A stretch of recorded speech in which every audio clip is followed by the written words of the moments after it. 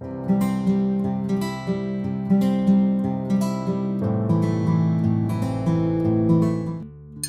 Everyone, Radhe Radhe आप सभी को। कैसे हैं आप सब? Hope you all are doing good. तो ये जो व्लॉग है ये है वैसे तो पुराना है, लेकिन मैं शेयर आज कर रही हूँ क्योंकि बहुत सारे ऐसे रीजंस हो जाते हैं यार, टाइमली वीडियोस नहीं आ पाते हैं। तो ये ट्रेड फेयर का है जिसके शॉर्ट्स मैं आपके साथ शेयर करती रही हूँ, आपने देखे भी हैं बीच बीच में शॉर्ट्स का ही।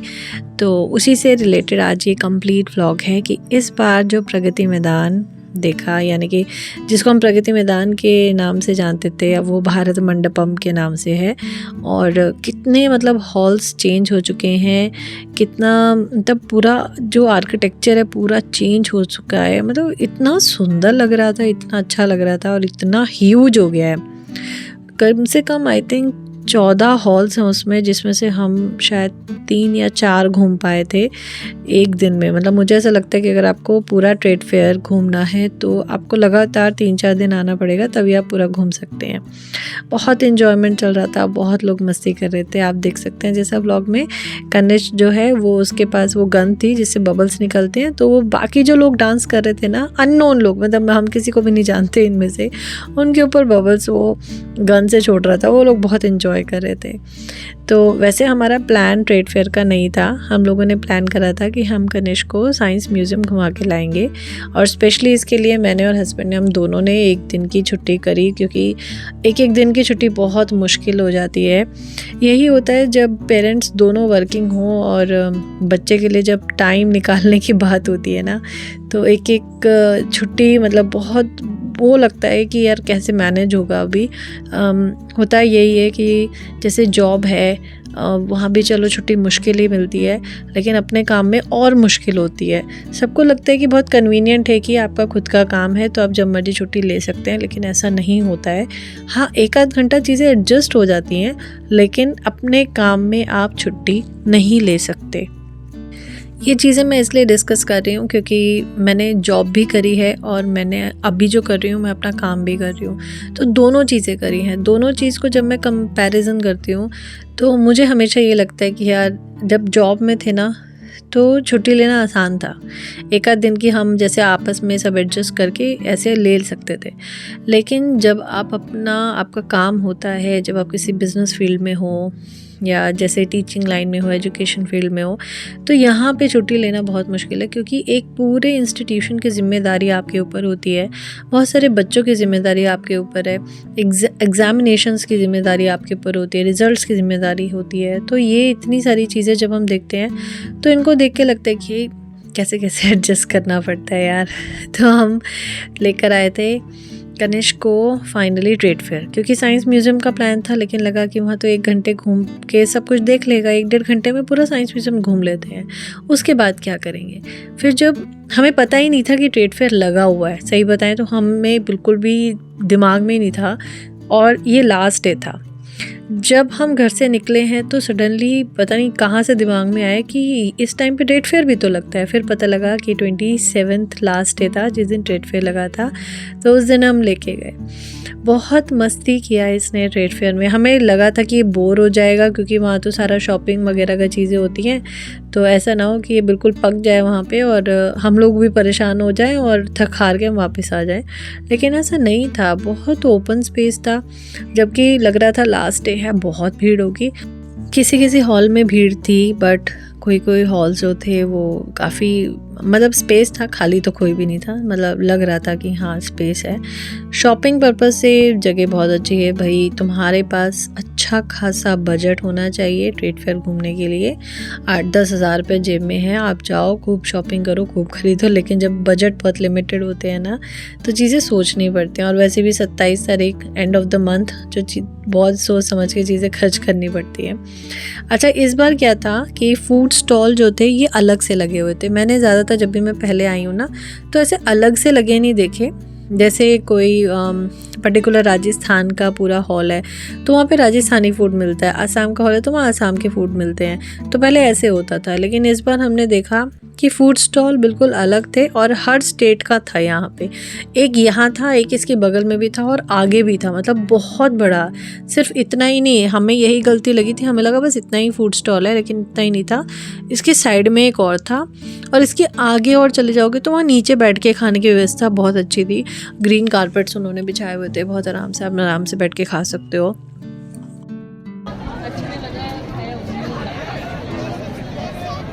इतने बड़े फूड कोर्ट में कुछ खाने को नहीं। एक ये मिला क्या नाम है इसका? चंद्रकला बिहारी डिश और गोभी।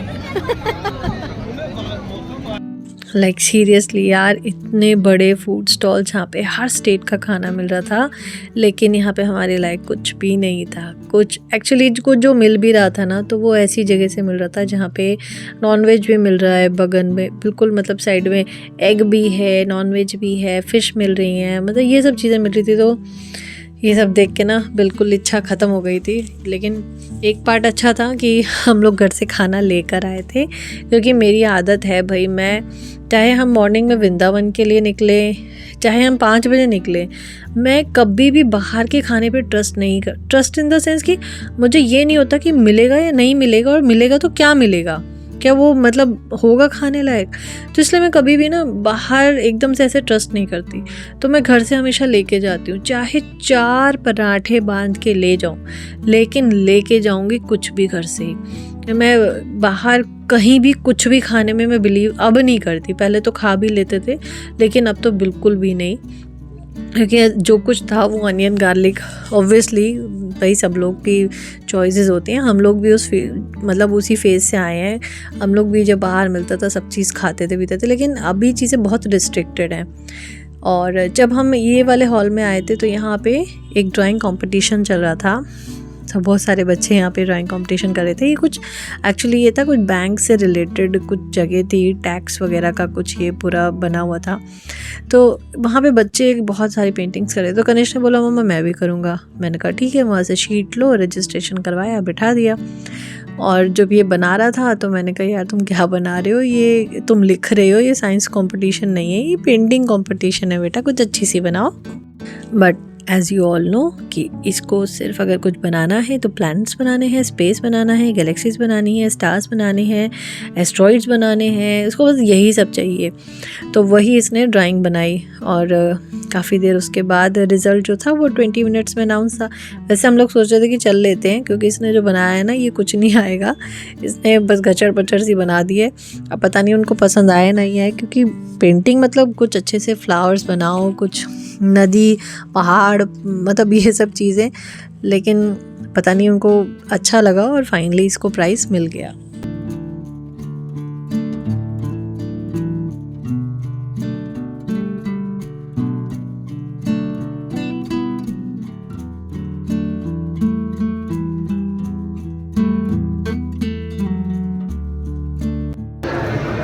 कनिष्ठ कौन है?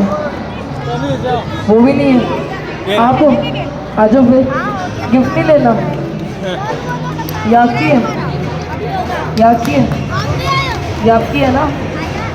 आपकी है तो लो ना फिर गिफ्ट। बच्चे कन्विंस नहीं हो रहे अपनी ड्राइंग में कि हाँ मैंने अच्छा किया है।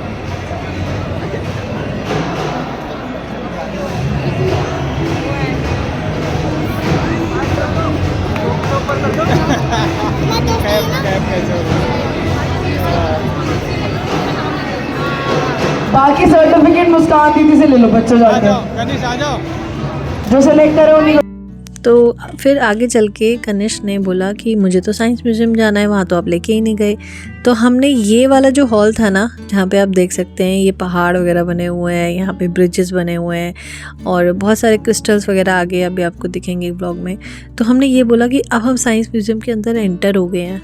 तो हमने यही बोला इसको, क्योंकि इस समय तक जिस समय हम इस हॉल में है ना, साइंस म्यूज़ियम बंद हो चुका था।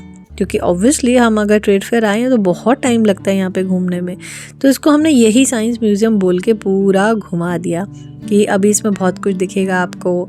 और आपका देखो ड्राइंग कंपटीशन भी हुआ यहाँ पे। तो यही वाला हॉल जो है इसी को साइंस म्यूज़ियम बोलते हैं। तो ये बोल के हमने उसको पूरा, यार कभी कभी ना बच्चों को थोड़ा सा बुद्धू बनाना पड़ता है, क्योंकि वो बंद हो चुका था। और अगर हम बोलते कि बेटा साइंस म्यूज़ियम तो बंद हो चुका है तो वहाँ पे रायता फैल जाता।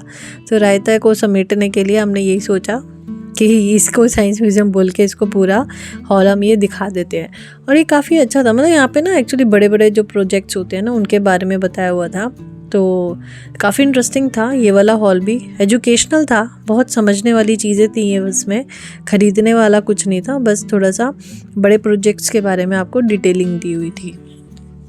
फिर हम आ गए क्रिस्टल्स वाले सेक्शन में। अरे यार ये जो क्रिस्टल्स रखे थे ना, मतलब इतनी अमेजिंग चीज़ें भी होती हैं इस दुनिया में, देख के लगता है कि यार इतना कुछ है और हमने आज तक देखा ही क्या है। ऐसे ऐसे स्टोन्स, इतने प्रीशियस स्टोन्स, इतने प्यारे क्रिस्टल्स, मतलब उनकी ना बहुत सारे वीडियोस बनाए थे हमने।